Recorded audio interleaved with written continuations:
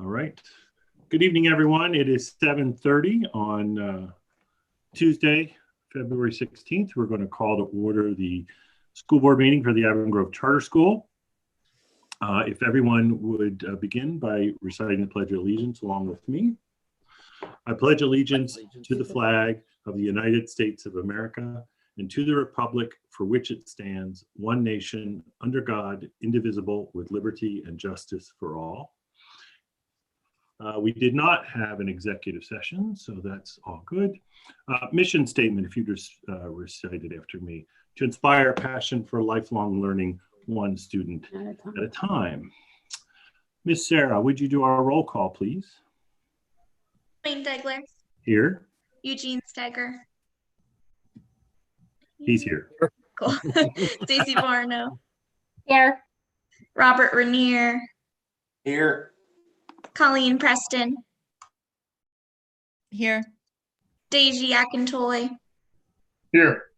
Brian Ladman. Here. Kristen Smith. Here. And Michelle McCray. Here. Excellent. Thank you very much.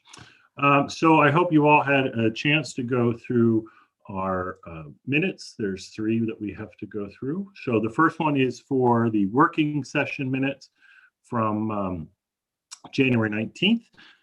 Is there any corrections or changes? And if not, do I have a motion to accept and approve? Dwayne, Stacy Barno, I'll make a motion to approve the minutes from January 19th for the board working session. Excellent. Do I have a second? I'll second. Great. Thank Kristen Smith. All in favor, just raise your hand. Michelle McCray, raise your hand. I think she's frozen. Oh, there she goes. That's unanimous. Thank you very much. And the next one is the actual board minutes from January 19th. Did anyone have any corrections or additions? If not, do I have a motion to approve? I'll make the motion, Michelle McCray. Michelle McCray makes the motion. Kristen Smith, I think, is going to second, and she seconds. All in favor, just raise your hand. Excellent. So moved. It's unanimous. And finally, for our special board meeting that we had last Friday, any additions, corrections? If not, do I have a motion to approve? Dwayne, it's actually the approval of the January 28th, 2021 special meeting that we had to talk about the next testing. So we did not, there wasn't enough time to review the minutes for the meeting that was just held on Friday. So I'd like to recommend to the board that we hold those until our next meeting. So we're looking for a motion to approve the January 28th, 2021 special public board meeting minutes. Thank you very much. You're absolutely right. I apologize about that. I'll make the motion, Michelle McCray. Do I have a second?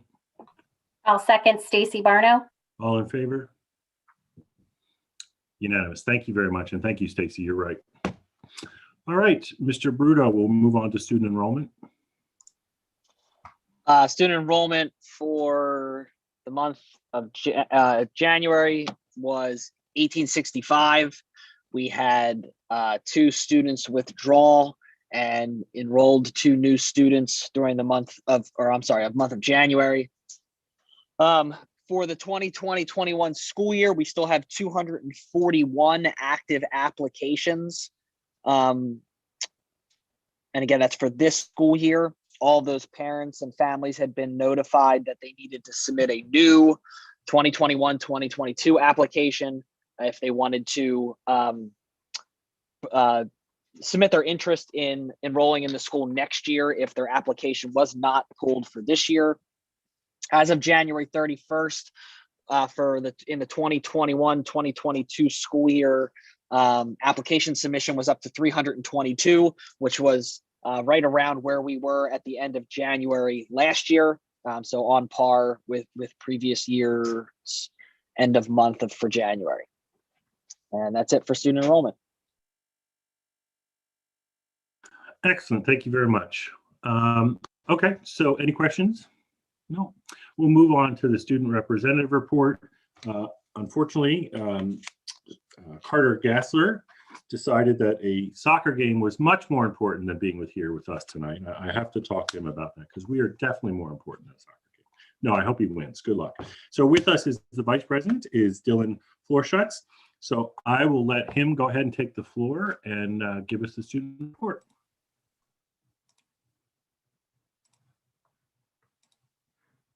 Okay, so Student Council ran a Valentine's Day matchmaking game, which went really well, and we are working on positivity notes to be distributed to students. The National Honor Society is writing letters of appreciation to healthcare workers, and we'll be holding a donation drive in March. High school yearbook, this year's theme is making headlines, and many people have submitted their achievements from throughout the year as headlines. Students and teachers will be allowed to submit photos of their pets to this year's yearbook. Leo Club did Valentine's Day crafts with Miss Worthington's class. Tri-M is planning a virtual Name That Tune competition. Academic competition team is preparing for a head-to-head playoff matches on February 22nd and March 2nd. And lastly, DECA has 14 members that are competing in a state level competition this year, and we'll be receiving the results this Friday. Any questions? Any questions for Dylan? Dylan told us, and I don't want to steal his thunder, so I won't give too much away, but he just was accepted at another college, so I think he deserves a nice round of applause. So doing very well, Dylan. Thank you for filling in. You did a magnificent job. Thank you so much. Thank you. All right. We'll move along. And Brian, do you want to talk about any public comments, please? We do have a couple to read for tonight. So the first one is from Tony Holton of Octorara Area School District. It reads, in light of how our way of learning has changed to make snow days virtual, I'd like the board to consider building in at least 2 snow days for next school year's calendar. This to be within the year and not at the end, so as not to make the school year longer if this is a concern for the administration. It is important for our students to get a break on these days to enjoy the snow that sometimes is rare in the area. The next comment, this comment was actually submitted for Friday, but was after the submission deadline time, so I'm going to read it for tonight. It's from Carol Ann Hudson, who's a teacher at Avon Grove Charter School. Like most of my colleagues, I want my second graders back in school full time, but not at the expense of my health and that of my family. It's nerve-wracking to be exposing myself, then coming home to my in-laws who are in their 60s, who are watching and teaching my own kids to make working for me even possible. I can't be exposing them. We need vaccines before we should be expected to allow all kids back into the building. I hope this is not being voted on tonight, as we, the staff, found out about this timeline less than 24 hours ago. And so again, was submitted for Friday, but was after that cutoff time. The next comment is from Tamara Wright of Avon Grove School District. Thank you for your continued persistence to increase in-person face-to-face time. With one child in charter and one in the main district, there are positives and negatives with any plan. With that said, I've been happier overall with the charter decisions and plans. You are all doing a great job moving, quote, forward together as a community. While increasing in-person time is important for so many reasons, I would just hope that it is done at the right time. Watching the numbers continue to decline over these next few weeks is very important.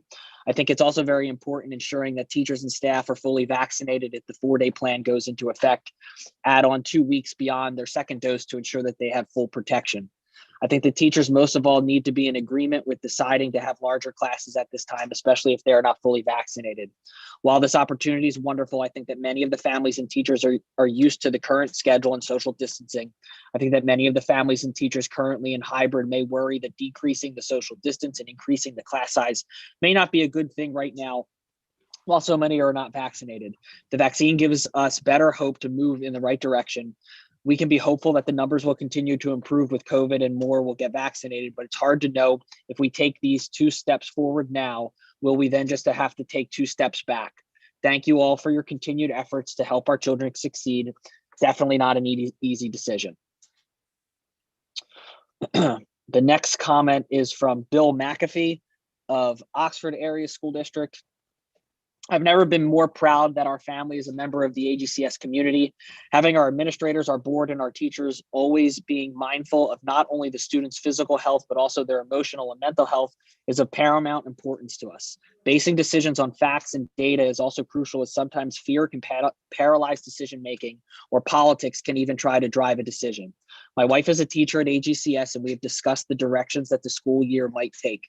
We discussed that as a family. We never fear the what ifs, and refuse to let what might be guide our belief in what is. What is that our children need us to have faith in our school, faith in our teachers, and faith in our administrators to have the strength to take the next step towards normalcy. These students are our future heart surgeons, our future police officers, our future engineers, and our future tradesmen and women. And we need to allow them to get back to feeling successful, feeling joyful, feeling accomplished, socializing, and feeling just plain normal. When I asked my wife to be honest as to if she feared any of the changes that she might have to take on, she said, and I'm paraphrasing, "Absolutely not. I'm an essential worker. So many people that we rely on each day, from the Walmart employees to the Starbucks workers to the mechanic who fixes our cars, has to complete their tasks, often interacting with more people each day than I will encounter within a classroom. They do so without having had a vaccine or even the hope of getting one anytime soon. I have the privilege of teaching our future, and it is my duty to honor to do so. So regardless of a vaccine, I will happily do it without letting the what ifs hinder my commitment to my students, my community, and our future generations." We're grateful for how proactive AGCS has been, and we hope that the board will agree that planning for any future steps with the guidance from the CCHD is the step that needs to happen. If not, we remain in the what ifs and let fear drive us to lose sight of the whole child and what is in the best interest of the whole student. The next comment is from Michael Reardon of Avongrove School District. I just wanted to comment on the return to school for our students. I want to make note that AGCS has done an amazing job of keeping school families informed, and they have been wonderfully proactive in transitioning our kids in some form to get back into the classroom for in-person learning. I'm amazed at the PPE that had been provided to make all of this work. So far this school year, I have kept my first grader completely virtual. This decision was made mainly because transitioning to only 2 days would disrupt the rhythm she was in since the start of school and all that we are juggling behind the scenes at home. Let me also state that in my opinion, virtual learning for reading, writing, and math has not been ideal for her at all, and I didn't feel that 2 days in person would add much value. I've been praying for 4 or 5 days before the school year ends. Since the transmission of this virus has proven to be low in the younger grade levels, is there anything we can do at least get the children fully back in person learning in this age group for these critical skills to be absorbed, reading, math, and writing in particular? I feel as if we have been pedaling along and not moving forward. We cannot hide from this virus forever. COVID-19 has a 99% survival rate for ages 69 and under. And the final comment for tonight is from Kim Tritz of Coatesville Area School District. Dear AGCS board, teachers, administrators, parents, and community, we all know failing to plan is planning to fail. Failure isn't an option this school year, as there has been enough happening that isn't serving students. Failure is what will happen if the planning to reopen whenever we're able to isn't executed ahead of time. We all know the vaccine distribution in PA is abysmal, and all we can do is contact our local government and governor about it. That's out of our control. What's in our control is doing the very best we can with the facts we have and time we have been given to plan accordingly. I find it selfish to float the concept of not opening 4 days a week until teachers who wish to have a vaccine get it.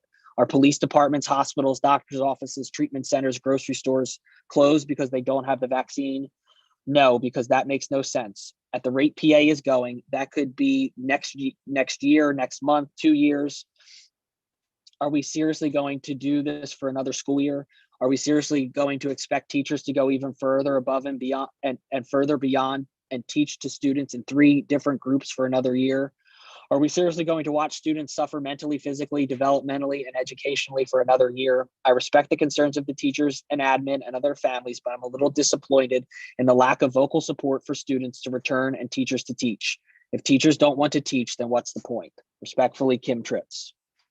And that concludes the public comment that has been submitted for tonight. Thank you, Brian.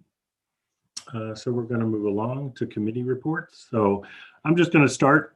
And if you were able to watch the working session, I hope you were. If not, there is a lot of information that will be shared tonight that was shared in the working session. But I want to make it perfectly clear and make sure there's no confusion. We as a board are being later to consider planning. We are not in any way, in any shape, ready to say, tomorrow we are going 4 days. This is just a discussion and a method to plan for the opening. It's kind of like retirement. I'm planning for it, but I'm not retiring tomorrow. So that's what the school needs to do. It needs to plan, because eventually, sometime between now and whenever that day is, it needs to get back to normal. So we need to have the foundation for a plan. So those teachers and the parents, we heard you, we saw your comments. I did see your comments. I know the board shared them for the teachers with their concerns and also for the parents. And again, we are just setting down the foundation to plan what the school would look like, how it would operate, and what a tentative timeline would be. We are not voting on what day we're opening. That is not what we're doing tonight. So I hope that helps answer a lot of questions. And I know Kristen will do a fabulous job later to discuss that more, but I wanted to make sure and put that out there. So Rob, you're next. Do you want to hold your comments to the treasurer's section? Yep. Dwayne, I just want to say thank you for making it clear that what we're doing tonight, that needs to be the preface of all of our discussions tonight, but I will defer until we get to the treasurer's report. Yes, thank you. Sorry, I didn't mean to cut you off. Absolutely. Thank you. You're absolutely right. It's very important that they know that. Moving along, facilities, Brian. Hey, thanks, Dwayne. Good evening, everybody. So the facilities group met on February 1st. Kristen praised the facilities team for working hard to shovel both campuses after snowstorms. And my guess is that they'll be there again, probably this week and next. So good luck, guys. Kristen also continued to work with Mr. Curry on the summer 2021 plan, with the potential for more students to be in the building with increased summer learning opportunities. We covered old business. There were no major changes to staffing. Unfilled positions within the facilities group remain posted at this time. On the custodial operations side, there have been some changes with day porters at the State Road campus, and the contract with System 4 is still going smoothly, so that was good to hear. At the facilities operations and projects, the State Road campus cafeteria ventilator installation is moving forward. They're waiting for a contractor, but the project should move forward in the coming weeks. The 4th and 5th grade hall exhaust fan, still working through 2 potential options that involve both quotes and installation, so we're waiting on that.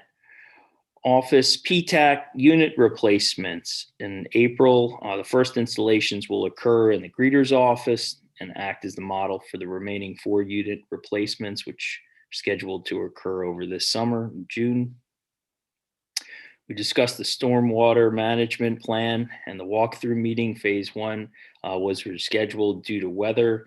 Phase 2 of the project, the engineering phase, will align with the strategic planning that we discussed at the last meeting in January. We spent some time talking about the DEP air monitoring. There's agreement in revision that I guess the board is going to approve at some point in the future. State Road campus will take part in a multi-state county air monitoring program. The monitors are going to be replaced in a secure location near the STEM building. There'll be no major installation required. The project's going to last 12 months with the potential to go longer. We'll be paid $150 a month for our participation, and technicians will come by to conduct bi-weekly checks on the campus. School-wide facilities plan. We're still in the early stages of this project, so there's nothing really to report at this time. We discussed capital improvement projects.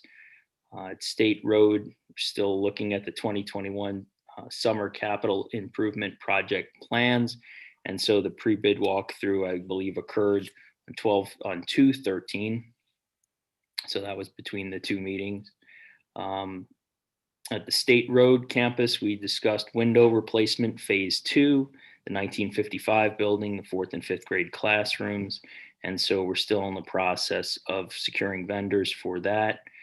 The arts wing renovation as well. The facilities team is waiting on designs before moving forward there. New business, we at ELC campus, we discussed carrier unit ventilation upgrades. And so these are still the univents that we have in the facility and looking to replace some of them. Some of the units have been calibrated and balanced.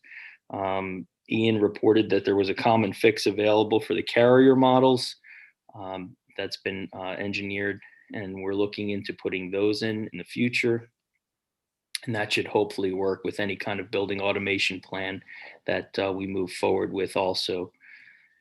At all campuses, Ian was discussing getting a turf and landscape management plan in place. And so that has not gone out to our current landscaper for input, but that will be coming soon. Snow operations, we're also looking at adding additional detail to that agreement that we have with our current provider. It's also include a termination clause. And that's about it. Great, Brian. Very detailed. Thank you so much. Fabulous job. Moving along, if there's no questions about facilities, no. Kristen Smith, the Human Resources Committee. HR Quest and Stacy Barno and I met with Quest on February 1st. Just kind of reviewed some expectations of asynchronous Wednesdays as well as remote days. We discussed 360 feedback in regards to administration. And I just wanted to take this moment to recognize that Lauren Daniel from Quest did send a letter to the board with some data about the teachers and their thoughts on the 4 days a week. So I just wanted to let Ms. Daniel, as well as the rest of the teachers and Quest, know that we did receive and have reviewed your letter, and your words don't fall on deaf ears. Absolutely. Thank you very much. And Kristen, I know the question came up at the last meeting. Can you just define what Quest is for anyone that may be listening? Sure. So Quest is our group of staff. I believe that it's made up of all, it can be comprised of faculty as well as support staff. So when they have concerns, they meet as a group because we are in a non-union situation at the charter school. So it's kind of the forum that they have to bring any concerns, questions to administration and then share out with members of the board as well. Great. Thank you so much. I appreciate that. Strategic planning, Stacy Barno. Thanks, Dwayne. Strategic planning met on the February 9th. So our first focus was reviewing the academic calendar for 21-22 and from administration, and looking specifically at version 3, which was what was recommended to be taken to the board for tonight's review and approval. The second area that we working on specifically is related to our comprehensive plan. So Brian Bruto, in leading that discussion, shared specifically the current outcomes as well as the status on the outcomes. So we are moving forward. We've said in strategic planning that so much of what falls under strategic planning is the day-to-day changes necessary to accommodate the instructional model and to really be a place where those discussions. So we're really trying to get back on track of working on our comprehensive plan. We did run a little short on time, so we're going to be meeting next month. We did need to make an adjustment to the strategic planning meeting for the month of March due to parent-teacher conferences. So typically that meeting is held on the second Tuesday of the month. So we are rescheduling that to the March 23rd at 7:30 p.m. so we can meet, and we're going to be reviewing the needs assessment so we can move forward with our comprehensive plan. Great. Thank you very much, Stacy. All right, moving right along. Kristen, you're up. You're on mute, Kristen. Sorry, thanks for telling me. Welcome, everybody. I just wanted to let you know that there is a QR code on this presentation. So if you would and want to submit any questions or comments or feedback on this presentation, you can do so.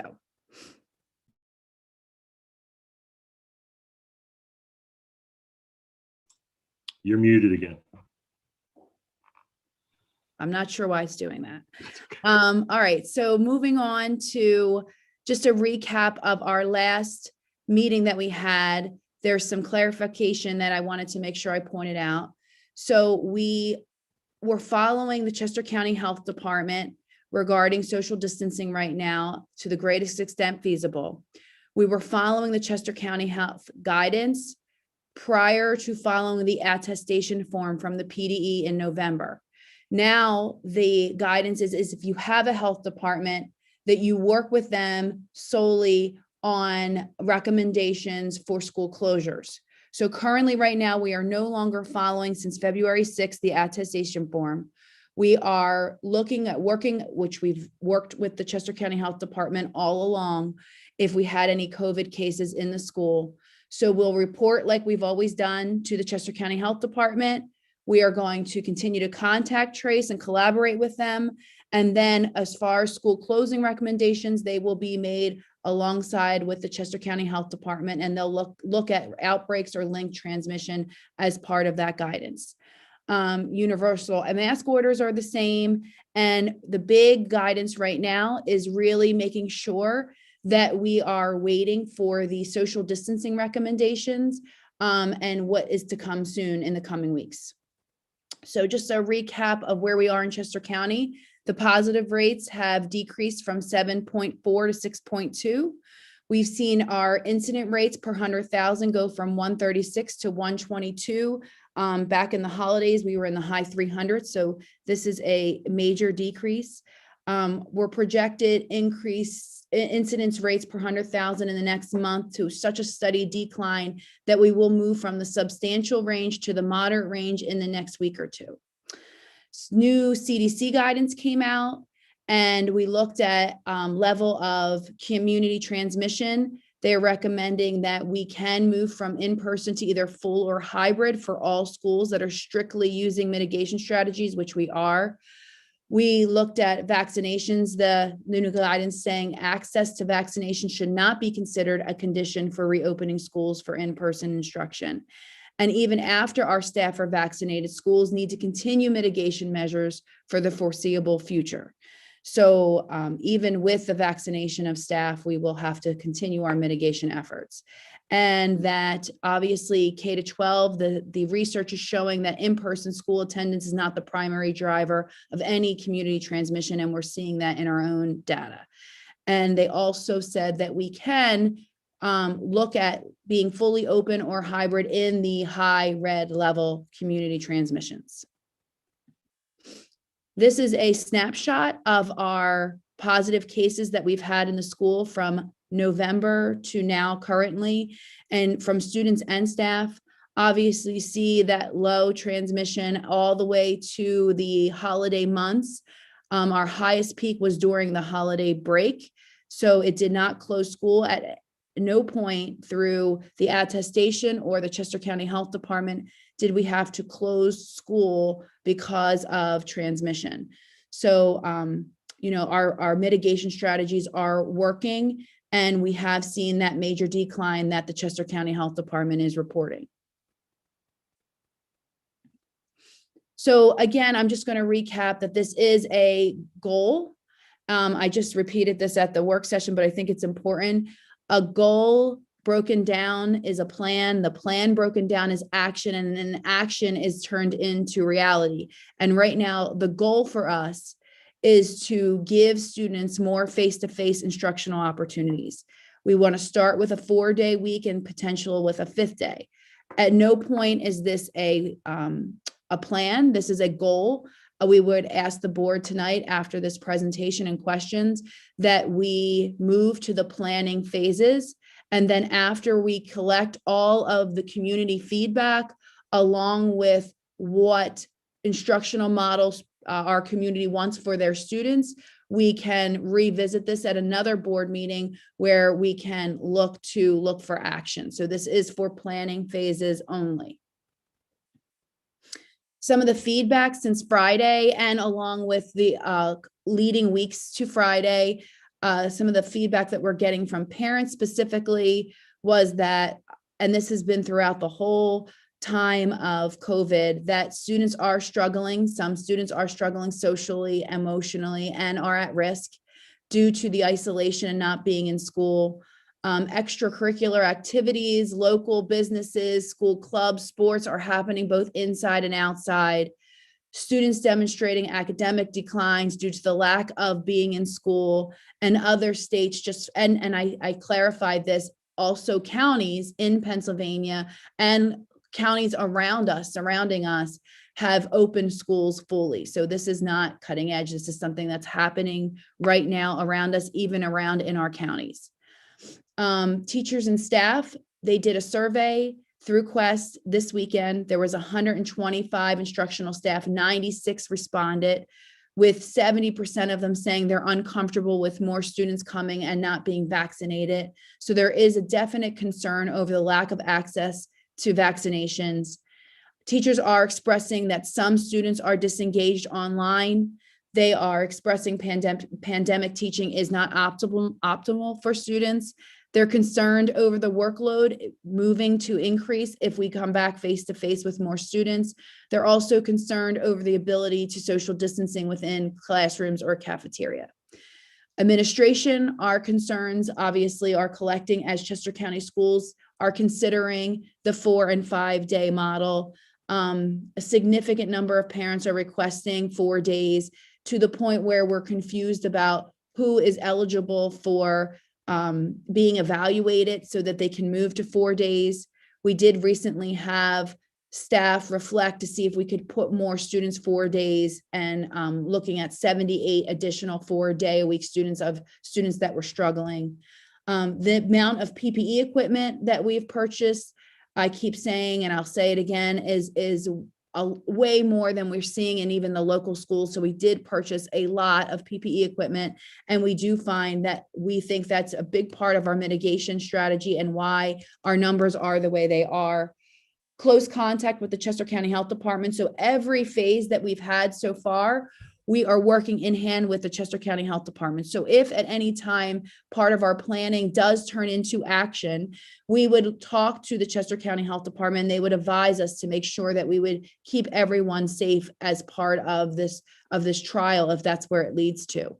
And then obviously pandemic teaching is not optimal, and high numbers of students are struggling in virtual learning. So those are all concerns that we've heard throughout this pandemic, and along with our what we're doing right now as far as the planning phase. So the draft that we proposed on Friday was a 4-day-a-week and or a full remote. You could choose. We would eliminate the 2-day hybrid option. We did talk a little bit at the working session whether we put the hybrid into the survey just to see, with the idea that if that's not something that's feasible as part of the planning, that you would pick the 4-day versus the 2-day. That Wednesdays in the beginning of this would still be reserved as asynchronous work. If we had students coming 4 days, that Wednesday would be for virtual students and small groups. There would be opportunity for kids that are in that 4-day to meet, but would look at more asynchronous work for those students. Instructional staff would continue to have the flexibility on Wednesday to teach both in-person and virtual. Lawful attendance we'd be revisiting. Universal masks are still in order. And then obviously we're waiting for the social distancing recommendations that we're anticipating to come soon, and continue to work with Avon Grove Charter School and the Chester County Health Department related to COVID cases and school closure. So this was the timeline that we were looking at. Obviously we had the special board meeting, and we're having the board meeting tonight. So we would move to that February 22nd, with approval to move forward from the board to plan with the learning intentions. That information alone will give us a lot of information to be able to gear for these target dates of March 15th and April 6th. A lot has to happen. Those stars really have to align for us to hit those target dates. We have to get the Chester County Health Department guidance along with this information from the parents to move forward. So this is a goal. Again, this is not an action item. This is a goal to plan. So with that being said, I'm asking the board to make a recommendation for the administration to continue to plan to hit some of these goals that we might have for ourselves pending the Chester County Health Department guidance. Is there any questions before I move to ask for the board to do that? Yeah, if you have a question, if there's anything that came up while you were on recess for a few minutes, raise your hand. Okay, Kristen, so you want to go ahead. You're asking us to go ahead, state what you're looking for. I am asking the board for approval to plan for a four-day transition, a full week transition to pending the Chester County Health Department guidance and feedback that we get from the learning intentions. So planning only. And again, just to make sure the audience knows that any action to move forward to any date on that calendar that says they are coming back would require a full board approval again. So this is just, again, to plan. This is not setting any dates where anyone's coming back yet. So one clarification, Dwayne, if I may. Sure, please. Going to the 4-day is not a mandatory upon parents. They still have the option for the virtual. Is that correct? Correct. The virtual will always be an option for parents. With that said, I just wanted to make sure that parents who are listening to where we are not looking at my child is going to be required to go back to a 4-day. Correct. Great Yep. point. Thank you. So does anyone want to make a motion to move forward with planning? Again, planning, we emphasize that for the return on either for a 4-day school week. I'll make the motion. Okay, is there a second? I'll second it, Dwayne. Okay, Colleen and Eugene, thank you. And I call for a roll vote. Sarah?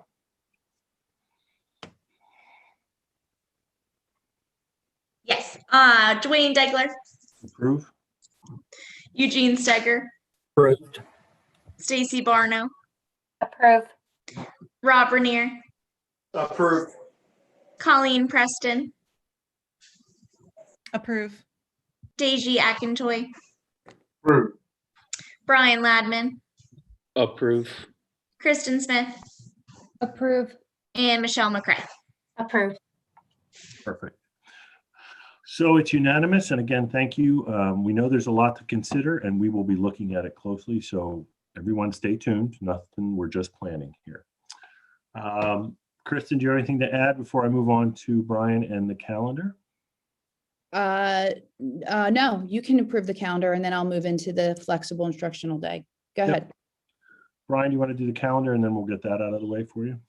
Yeah, just so on the agenda is a motion to approve the 21-22 academic calendar as presented.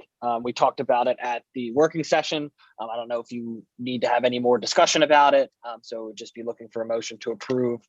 And then also, like I said, during the working session, understanding that there are some outstanding question marks related to some questions we've posed to the Department of Education and COVID and the emergency declaration in general that may necessitate the need to come back and revisit this with some potential calendar revisions later on. But what is presented would be what we believe a good academic calendar going into next year, assuming that there's some return to normalcy. Perfect. So does anyone want to make a motion to approve the calendar as outlined pending any foreseeable changes with COVID, et cetera? We're going to move forward with this calendar. I'll make the motion. Okay, Stacy and Michelle, were you going to second? Michelle seconds. All in favor, just raise your hand. It is unanimous. Thank you very much. All right, we'll go back to the instructional model. Okay, so there is some conversation around our community with snow days and what a flexible instructional day looks like versus a virtual day. So the state, we are approved for flexible instructional days. And what does a flexible instructional day look like? It is typically on a 2-hour delay schedule.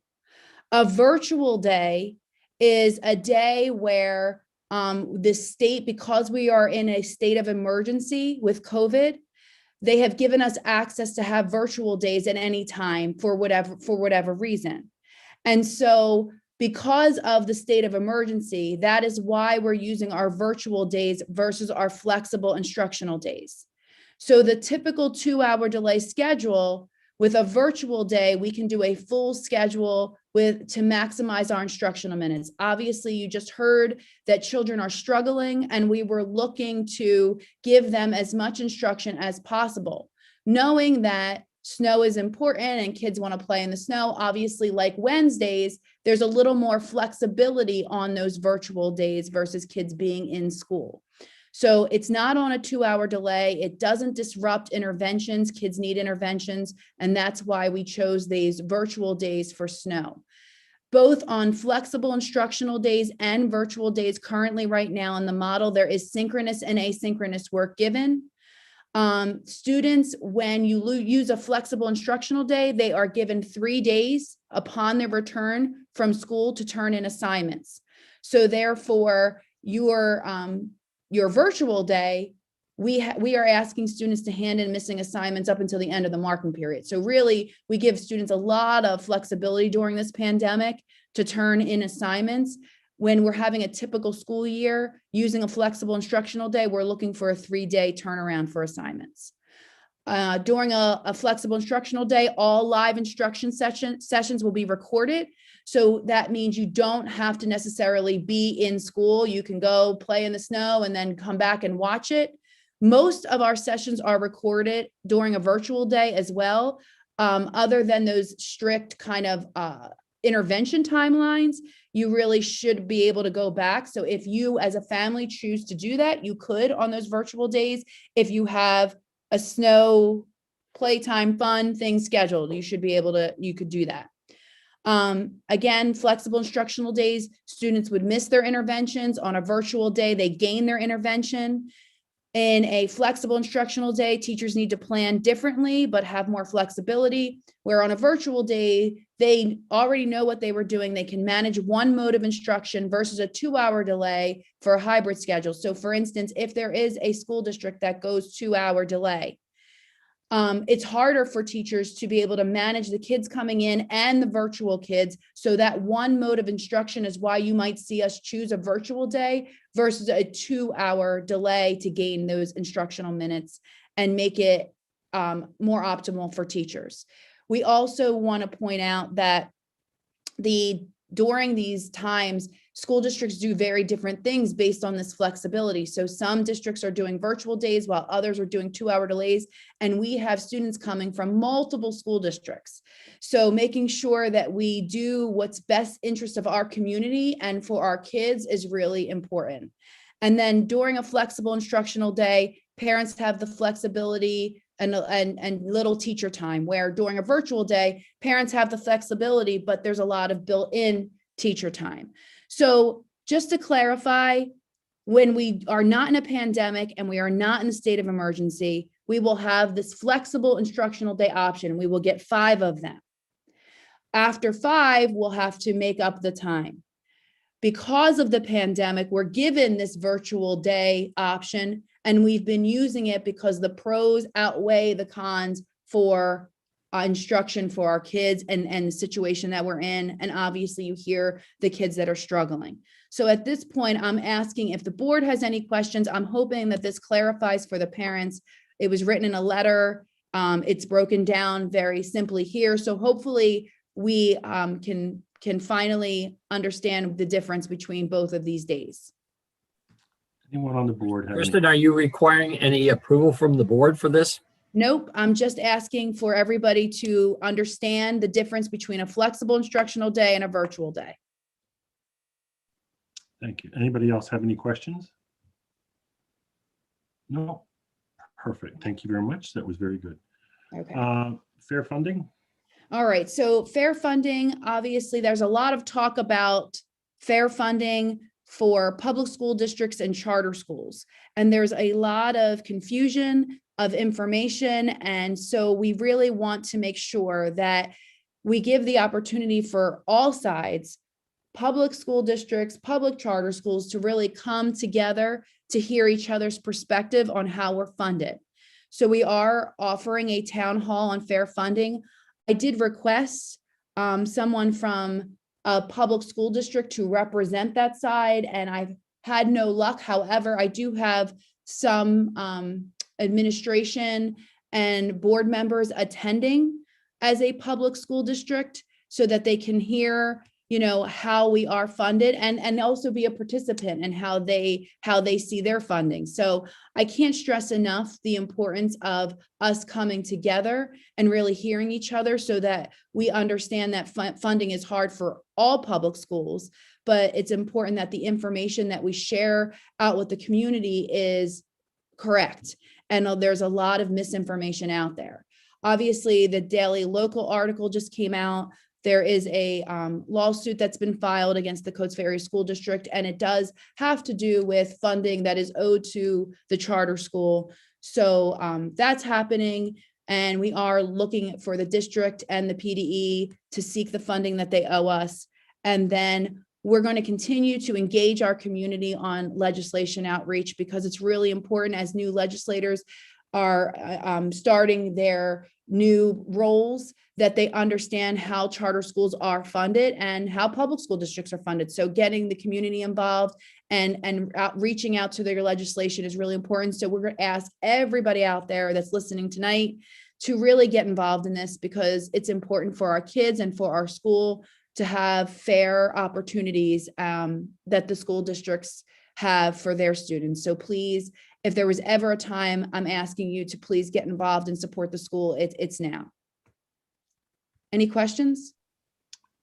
Kristen, if anyone wants to attend that meeting, is there a link or somewhere they can go to see that and register for that? Yep. So it's on our website and it's on all our social media sites. And there is a link to register. So you just click the link and we have a running list. Perfect. Do any of the other board members have any questions? Nope. Okay. All right. I'm going to hand it over to Jen Weaver to give you a summer learning update. Hello, everyone. So at our last board meeting, we spoke briefly about some of the summer learning opportunities that we're going to make available for students this year. Given the circumstances of the year, we wanted to make sure that families were given opportunities to continue the learning over the summer months, because we all know in a typical summer, if we don't keep our brains moving, there is a little bit of what they call the summer slide or some summer learning loss, and it's real. So given the state of our, hybrid model this year, we want to make sure that we keep those brains learning. So we just wanted to give you a little bit of more information about each of those things that we're doing. So the big piece here is the summer academy that we're targeting K-3 students, current K-3 students. So we're offering an in-person summer camp, summer learning opportunity where we're offering 20 spots at each grade level, K-3, equaling to 80 total spots, so that we can keep a ratio of one teacher for every 10 students, not just from a social distancing perspective, but also the smaller the group size we have, we think the more movement we can make with students and make sure that there isn't any sort of regression in the summer months. So as of Friday, when we sent out the initial email to families offering the 80 spots, we've since heard back from 25 families that have agreed to join us this summer. We also have had 9 teachers who confirmed that they would be teachers in these for these students over the summer months. And as we go through this and we get the responses from families that we reached out to, anyone that declined the position, or if after several attempts we don't hear back from families, we'll continue to offer more families the opportunities for the spots that are available. So we really want to fill up the 80 that we do have available at this time. And I think it's important to note that the there was a lot of thought and a lot of time put into which families and students we wanted to invite to the Summer Academy. So it's based on data. We used multiple measures to determine which students would benefit from the summer learning package that we could offer. And it's strategic and logical, we believe. So we just want to reiterate that fact. In addition, there's the farm camp that we have annually. The enrollment's open now. I know Mrs. Latterwald has sent out communication and will continue to do so, offering that in-person opportunity with our farm camp at State Road. And I know there's still openings available to that if you're interested. Camp Invention, our STEM camp that we have every year, also has opportunities for a face-to-face camp in the summer as well. And then finally, we're still continuing to work and plan on ESY. I know Ryan Taylor and Caitlin Leonard are doing a lot of work with that. That's a little more involved than the Summer Academy piece. So they're working on that, and we'll be communicating with families over the next few weeks. And we're building the self-paced summer learning opportunities. So for those families that aren't a part of the Summer Academy, but still, again, wanted to keep the brain going with their children, we'll have Schoology self-paced courses that they can participate in over the summer months. We'll do pop-up events in every sending district in the summer months. That'll be, a week out or so. We'll say, hey, meet us at such and such library. They're open and available, or at this park. And we'll have staff members running some fun events for families that want to join us. And then also book clubs that we're offering in the summer months, which will be in a 2-3 week span that students can participate in, and again, facilitated by staff members at Charter. Great, Jen, that looks exciting. I'm really proud of you guys. That looks awesome. Thank you. We're excited too. Does the board have any questions on any of that? No question. Just I think I would echo what you said too. Just a word of commendation. I think this feels more robust than what I've seen others do and what you guys have done in the past. So I think it's like taking account for the environment. I think you guys are doing a fantastic job here. So a word of commendation there. Excellent. Thank you. We appreciate that. Okay. If no one has anything else, we can thank you again, Jen. That's awesome. We'll move along. State assessment and data update.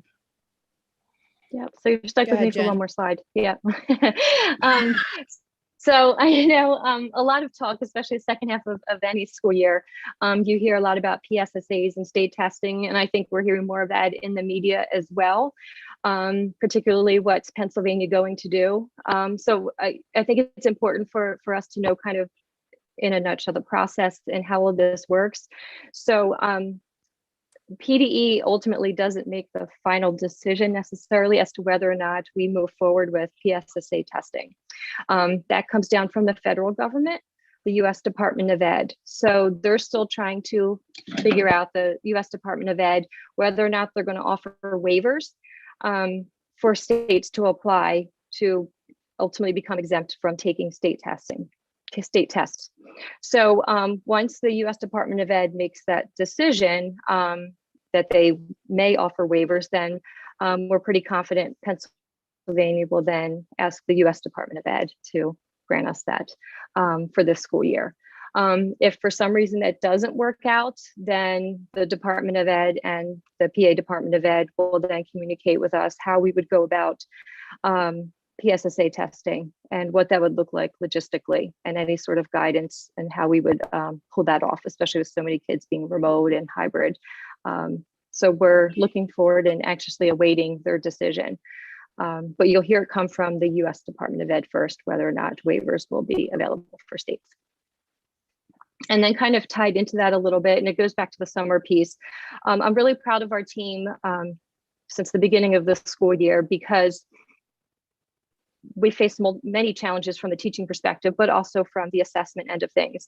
And we've stuck pretty close to following our MTSS process and identifying which students need additional help or interventions over the course of the school year. And the team has worked really hard to be creative and find ways to collect this data from students, knowing how important it is, but also understanding the challenges of, kids being at home and trying to test them virtually or getting kids in the building.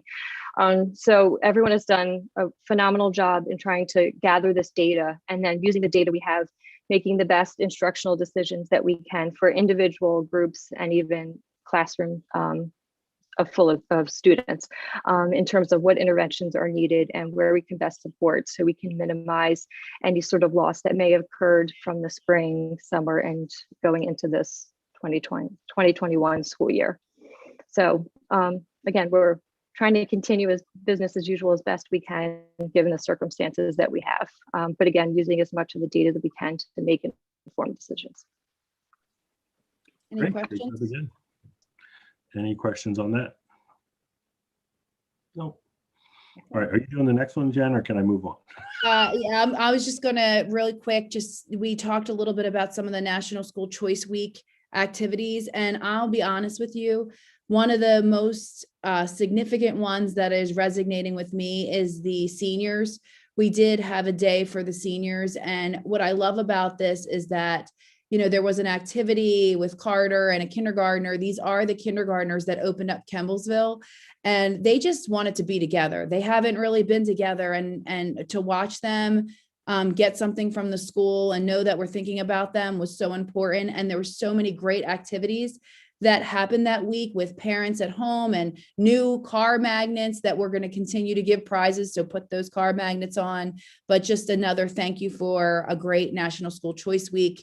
We had a lot of Super Bowl and giving back to the community. So really happy. And then moving into Raise Craze, I got to be honest, Ryan Taylor came up and worked with the PTO and the staff on this. And I have seen a lot of fundraisers in my day. At no time did I think during COVID that the most significant and the most rewarding fundraiser was going to come during a pandemic. So to see people really come together and raise through Raise Craze, I can't say enough good things. Kids are doing kind and gestures and doing community service out there, and raised $75,000 for the school, over 5,000 acts of kindness. I think Friday's the last day. But just so proud of our community. So I really wanted to take a minute and thank everybody who gave to the cause. That's it. I want to make one more statement that it's supposed to snow Thursday.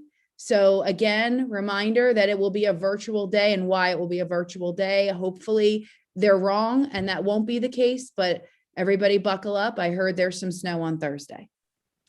Great snow. Stacy, you wanted to say something? I saw you raise your hand. I just wanted to echo, as a parent and as a member of the board, just to really support Raise Craze. It's wonderful to see kids get excited about doing kind things.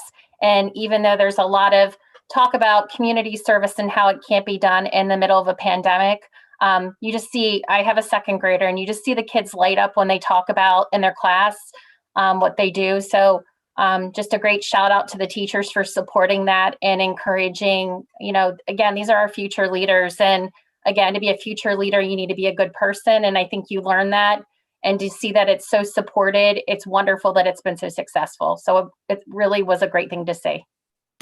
Great, thank you. And just to add on to that, I think we need a little kindness. After the start of this year, we definitely need a little kindness. So thank you very much. I'm still waiting for my daughter to do hers, so I will talk to her after this. We'll move along. So Rob, are you ready to do your treasurer's report? Sure.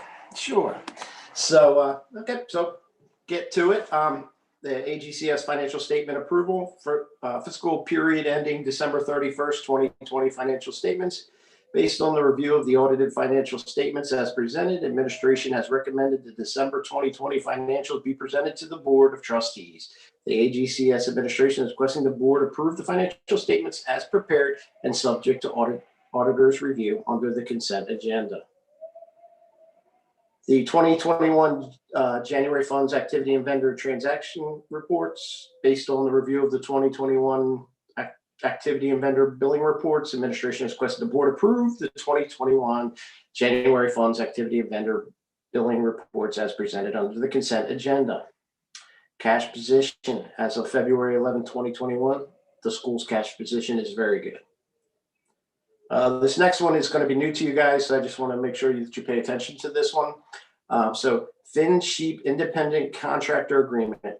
The Finn Sheep Independent Contractor Agreement, as proposed by the school's micro farm team, creates a partnership with a local sheep shearer, Jill Federoff, who has worked with AGCS for several years. Jill Federoff is a local sheep shearer, auctioneer, and works with the Department of Agriculture. She is looking to partner with the AGCS and become more involved with educational opportunities with her personal flock of sheep.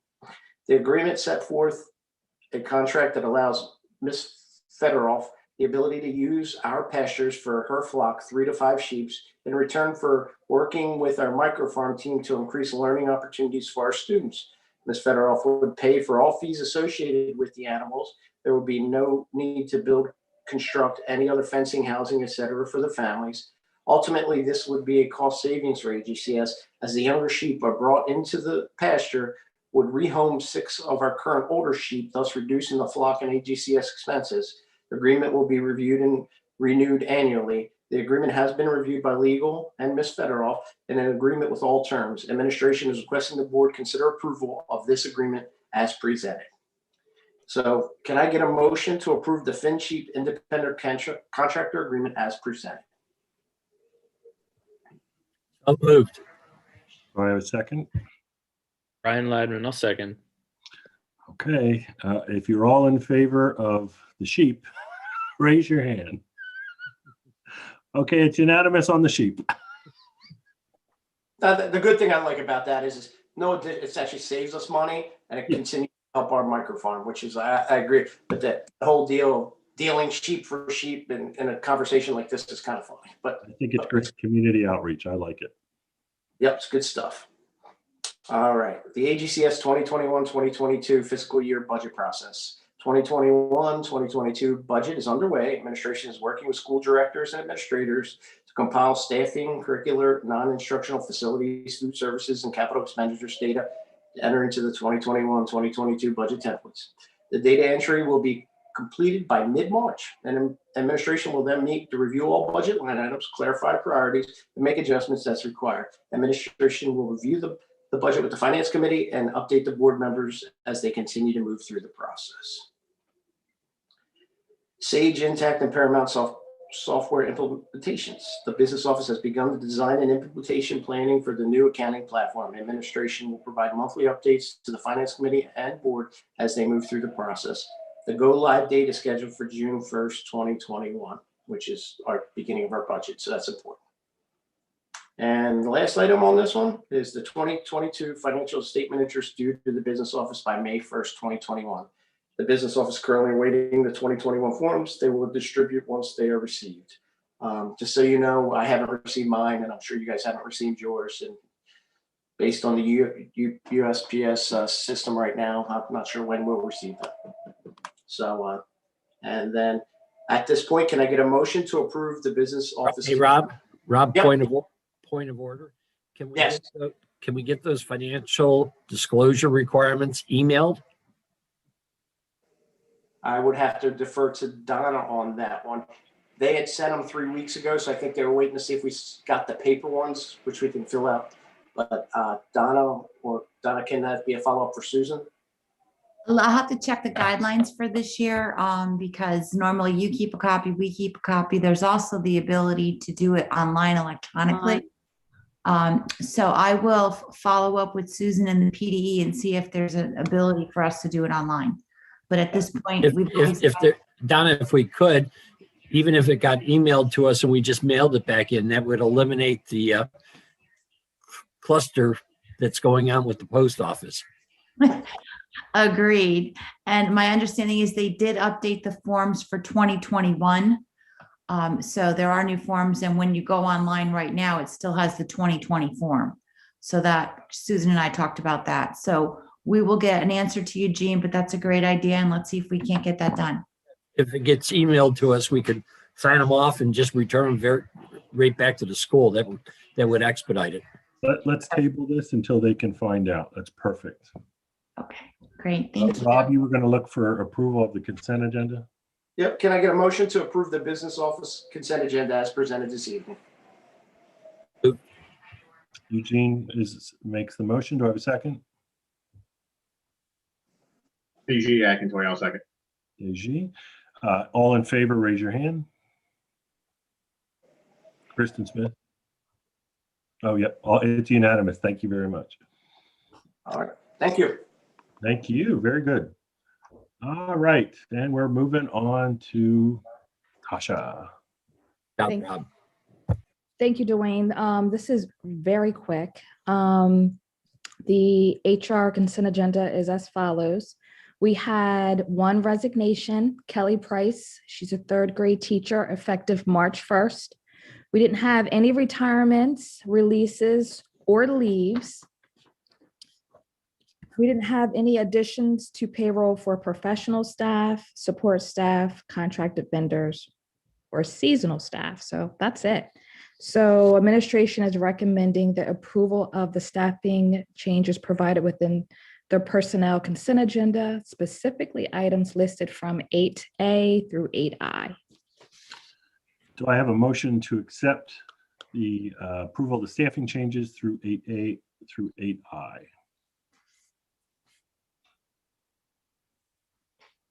Anybody? Don't all speak up at once. I think Stacy was saying something. Yeah. Oh, Stacy Barno, she did the first one. Do I have a second? I'll second it. Michelle McCray. Michelle McCray. All in favor, just raise your hand. Unanimous. Thank you very much. Let's see. We're going to move along. We have a governor's budget presentation. I'm not sure who's doing that one. Is that Donna? Or is that someone else? I just wanted to give a quick update to the board about the governor's proposed budget presentation for the next fiscal year and the impact to charter schools. So as we know, each year, some of these items are the same, but again, he's looking to cut funding from charter schools and redirect those funds to the public school, as well as there's a proposed personal income tax to 4.49%, and that 1.7 billion of that is supposed to be redirected to public education. So we are working with the coalition on some of these issues that I'm about to share, as well as when Kristen has her town hall next week addressing some of these funding cuts and the impact. So the three top ones are the applying the special education formula as presented 6 years ago to all charter schools across the board, which would be detrimental to the schools. Again, the way the charter schools are funded are not the same way that school districts are funded. So to apply that funding formula to charter schools would have a very bad fiscal, it would be detrimental to charter schools. The second one is that they're looking to establish a statewide cyber charter tuition rate. And then finally, the last one is something that the governor had done through executive order, but was granted a stay by the courts, is he's looking to, again, impose the redirection process. And what that means is if a school district does not pay a charter school, and a charter school has to submit a Unipay invoice to the PDE for payment, the governor would like to charge charter schools for an administrative fee for processing the payment. So again, we'll have to watch these clearly. And at the end of the day, with regard to the redirection fee, the school districts are choosing not to pay the charter schools. If a fee is incurred, it should go to the school districts because they're not following the law. But we are working with the coalition on this, and I'm sure some of this will be highlighted during the town hall meeting next week, and we'll continue to watch this. It's also important to mention that this is the governor's proposed budget. The Senate and the House are also working on their budgets. They normally come together in May and compromise. So what's in here, we just need to work. We need our community. We need our the grassroots effect in our community to reach out to their lawmakers and let them know the negative impacts. And a lot of this will be covered next week, how to go about contacting the lawmakers so that when our community does, they'll be well educated and can speak to all of these topics. And that's it. Thanks, Dwayne. Donna, I think it's really important just to mention that to highlight what she's saying, proposed. Some of the parents were confused when that came out and said, what does this mean? This was passed. So proposed budget is not mean it's what's happening, it's what he's proposing. And it's just like the word planning. It's important that everybody understands what we're saying. So I just wanted to highlight that again, Donna. Thank you. Welcome. Thank you, Donna. Thank you, Kristen. Is there any other comments from the school principals or directors? Nope. Any other comments from the board? I just want to reiterate, there was a lot we covered tonight. The two major points, we've started a process just to plan and look at returning to school. There's no approval of a date. It's just a process that we're going through to get prepared for when that day comes. And also the meeting next week about full fair funding. Please, if you're in the school, if you send your child, please plan to attend and ask your fellow neighbors who may send their child to their school district, whether it's Oxford or Avon Grove or even Coatesville or whatever. Please ask them to attend so that we get all the same information. I think it's important that we all have the same outlook and how everything works and not hide things behind the covers or think one school's doing one thing and another's doing another. So I think that's important. Eugene, did you have something to say? I saw you unmuted. I did. The fact that the proposal is taking the state income tax from 3.07 to 4.5% and putting that all to the PDE means for a typical household, that's a $3,500 increase in your state withholding tax. I really think we need to step up and step out to let the governor know that that's not acceptable. Good point. Good point. All right. If there's nothing else, do we have a motion to adjourn? Robert Air, motion to adjourn. I can always count on you, Rob. Do I have a second? I'll second. Kristen Smith, all in favor? All right. Thank you very much. Have a great week. I hope there's no snow. Take care. Thanks, Dwayne. You and me both.